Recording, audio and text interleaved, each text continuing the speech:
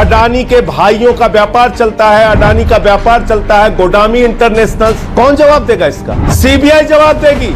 ED कहां छिपी है? इनकम टैक्स डिपार्टमेंट कहां छुपा है? कहां छुपी है भारत की सरकार? और इतना बड़ा भ्रष्टाचार करके एक व्यक्ति कह रहा भारत के ऊपर हमला हो गया। अरे भाई, हिंडनबर्ग ने तो अमेरिका के कंपनी का भी खुलासा किया, तो अमेरिका पे भी हमला कर दिया उसने।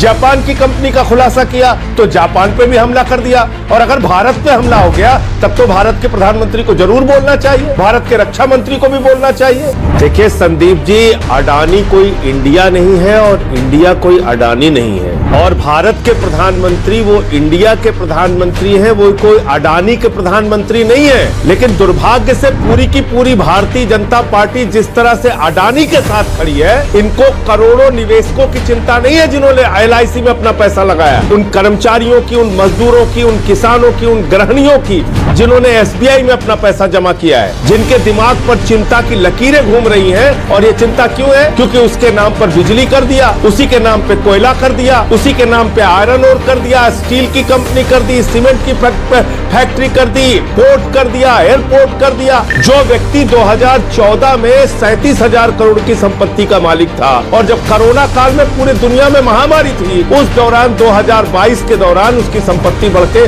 11 लाख करोड़ हो जाती। कौन सा बिजनेस, कौन सा व्यापार था भाई? और जो व्यक्ति दुनिया का दूसरे नंबर का अमीर बन जाता है, वो हिंदुस्तान के 15 सबसे बड़े टैक्स पेयर्स की सूची में नहीं है। ये पूरा मामला ये है कि मॉरिशस जैसे टैक्स हेवन कंट्रीज, कैरेबियाई टैक्स हेवन कंट्रीज में अडानी और उनके भाइयों ने फर्जी कंपनियां खोली और 38 फर्जी कंपनियां खोल के भारत में अपनी ही कंपनी के शेयर खरीद के उसको ओवर वैल्यू किया, उसके दाम बढ़ाए और अपने कंपनी के शेयर के दाम बढ़ाकर बड़े बड़े बैंकों से उन्होंने कर्जा ले लिया। एलआईसी का 74,000 करोड़ रुपए लगवा दिया गया, 35,000 करोड़ रुपए एसबीआई से कर्जा दे दिया गया। एक छात्र को, एक मजदूर को, एक रेहड़ी वाले को अगर 35,000 रुपए का कर्जा लेना हो तो उसकी चप्पल गिर जाती। तो इसकी ऑल पार्टी मीटिंग हुई पार्लियामेंट की सत्र की शुरुआत होने से पहले। उस मीटिंग के अंदर मैंने कहा कि अडानी के इस महाघोटाले पर चर्चा होनी चाहिए। सरकार ने कोई जवाब नहीं दिया। सरकार सदन में चर्चा कराने के लिए तैयार नहीं हुई। राष्ट्रपति के अभिभाषण का बहिष्कार